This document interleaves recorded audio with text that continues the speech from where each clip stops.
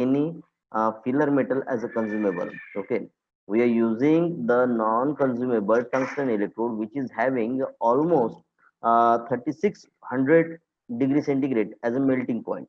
Okay, and just because of that, when the arc is established, at that time, the at the tip of the arc, the temperature is around, means the arc temperature is quite high. It is up to nearly 15,000 degree centigrade in TIG. But however, at the end of the tip, the temperature would be around 3000 degree centigrade.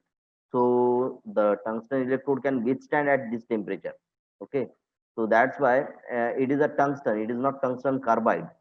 Minute. Okay, so that tungsten having the 3600 degree centigrade. However, tungsten carbide is having the 3300, near about 3300 to 3400 degree centigrade as its melting point.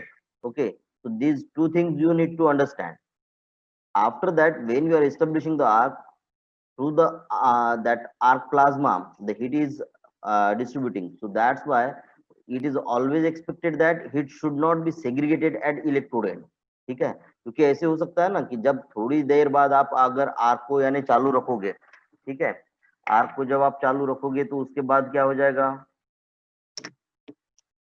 Heat बढ़ती जाएगी. Okay, so if you are keeping your polarity, okay, electrode positive and electrode negative, दो polarity होती है, तो electron का movement कहाँ पे होता है, कहाँ से कहाँ होता है, नेगेटिव टू पॉजिटिव. तो पॉजिटिव एंड जो है वहां पे 2/3 हीट जो है वो सेग्रीगेट होती है. तो इसी की वजह से हम क्या करते हैं, इसमें इलेक्ट्रोड पॉजिटिव ना रखते हुए इलेक्ट्रोड नेगेटिव पोलैरिटी का इस्तेमाल किया जाता है.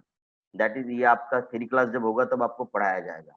तो इसमें एक प्रॉब्लम ये है कि इसमें कोई फिलर मेटल नहीं है, तो हमारे ऊपर डिपेंडेंसी यही होती है कि we are just providing the heat source by means of the non-consumable electrode, by means of using the electric circuit, and we are melting the fairing surfaces and allowed to fuse them. But we are not filling any additional material in this process.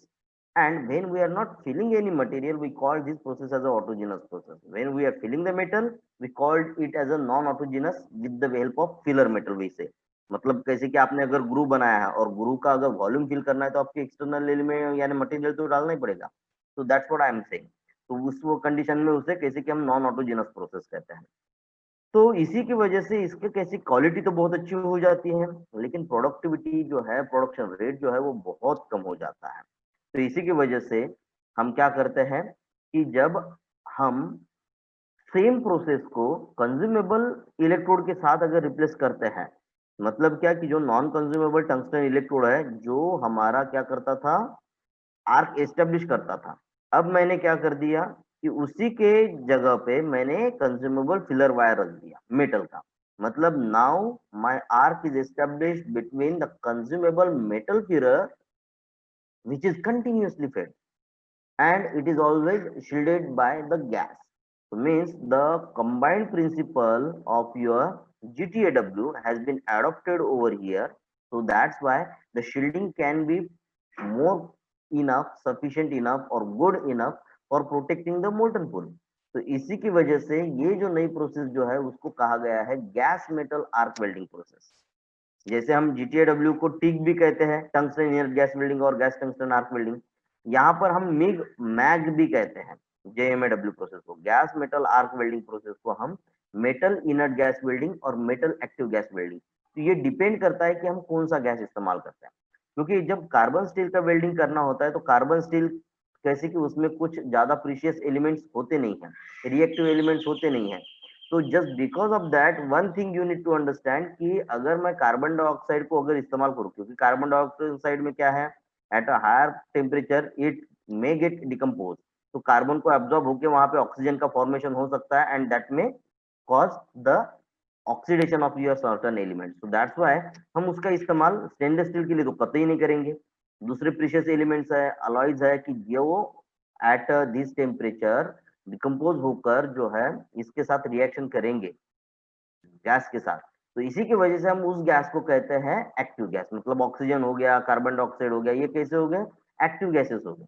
Okay, अब हम उन gases का अगर इस्तेमाल करता है, तो carbon steel को अगर हम कर रहे हैं वेल्डिंग, तो यानी CO2 की वजह से कोई प्रॉब्लम नहीं होगा।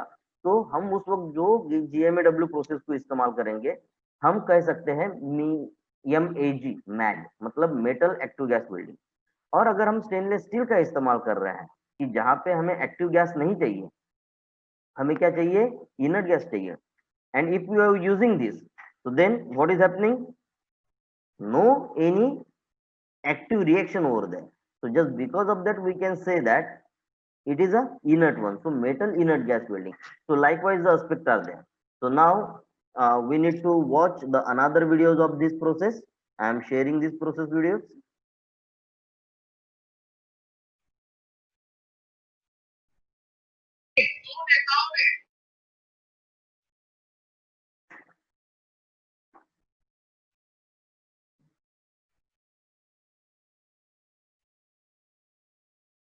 So over here we are watching the video of gas metal arc welding process. बात करें आज हम मिग वेल्डिंग के बारे में बात करेंगे। तो मिग वेल्डिंग जो है वो इंडस्ट्री के अंदर काफ़ी आजकल पॉपुलर है। तो इसके अंदर है क्या, इसमें एक जो है अब आपने पढ़ा हुआ थ्योरी के अंदर, मैं थोड़ा सा रिपीट कर रहा हूँ कि इसमें ये पावर सोर्स है और इसके अंदर जो है इलेक्ट्रोड है। ये जो मेटेलिक स्पूल चल रहा है ये कॉपर कोटेड दिखाई दे रहा है आपको। तो एक्चुअली ये माइस स्टील का मिनरल है और इसका जो साइज है वो 1.2 mm है। तो डिफरेंट साइजेज है इसके अंदर, 0.8 भी है, 1 mm भी है। हम 1.2 जो है यूज़ करने जा रहे हैं। तो ये यहाँ से जो है मूव करके इस टॉर्च के अंदर आ जाएगा। तो टॉर्च के अंदर ही कंट्रोल है सारा। इसमें गैस का कंट्रोल है, करंट का कंट्रोल है और फिलर का कंट्रोल है। तो सबसे पहले हम मशीन को ऑन करेंगे। तो मशीन का जो हमारा ऑन है ये बैक साइड पे है। यहाँ से हम इसको ऑन करेंगे, यहाँ से ये जो मशीन है यहाँ से ऑन होती है ये वाली। तो यहाँ से ऑन करने के बाद जो हमारा रिक्वायर्ड करंट है वो हम यहाँ पर डिस्प्ले जो है वो होता है।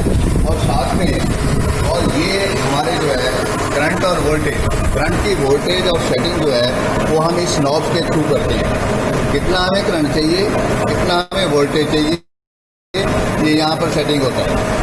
उसके बाद मशीन की सेटिंग के बाद हम गैस का जो है उसका सेट करेंगे। तो यहाँ से जो ये हमारा यहाँ से हम यहाँ और इसके अंदर आज हम मिग वेल्डिंग के बारे में बात करेंगे। तो मिग वेल्डिंग तो इसके अंदर है क्या।